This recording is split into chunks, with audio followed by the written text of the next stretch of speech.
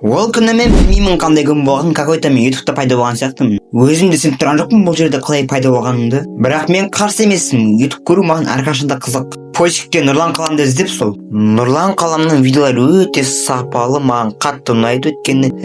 Нұрлан Қаламның видеоларын көргенге не жетсін шіркін. Менің сүйікті ютубердің бірі Нұрлан Қалам, сендердің де сүйікті ютуберлерің барша комментарий жазып кетіңдерші. Мистер Прикольчиктің де видеосын жаман деп айта алмаймын, өзінің қызықты монтажымен адамдарды өзіне тартады.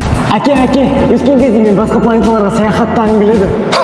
Армандапсың балам, таста газеле дейсің. Сіздер бұл ютуберді білесіздер деген ойдамын. Бір өкінішісі ютубты тастап кетті. Қалай ойлайсыздар, Әскербек шоу бізге орала ма? Комментария өз ойларын жазып кетіңіздерші. Чота мен ютубтан жалып кеттім. Айтпақшы, осы арналарға да жазылып қойыңыздар, ссылкасы описаниеда. Бәлкім Армани видео шығарған шығар. Арманийдің видеоларын көргенге не жетсін?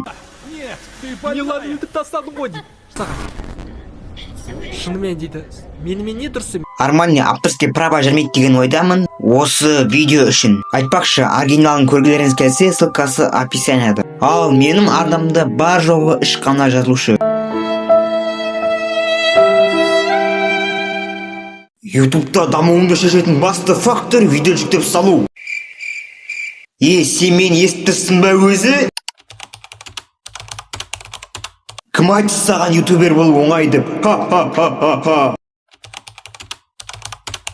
Ондай жағдай сенің ғана басынан өтіп жатқан жоқ. Ондай нәрсе бүкіл ютубердің басынан өткен. Онда тыңда, мен қайталап айтпаймын. Видеоның тақырыбы қызықты болу керек. Және де превьюің қызықты істеп қойын керексің. Және де видеоның қатысы бар тектерді жазасың. Сау бол, онда мен кеттім. A few moments later. Әзір дегенде жасап біттім осы видеоны. Енді ютубқа жүктеп салу ғана қалды. Өз жеменде бәрі дайын, енді осы батырманы бассақ болды.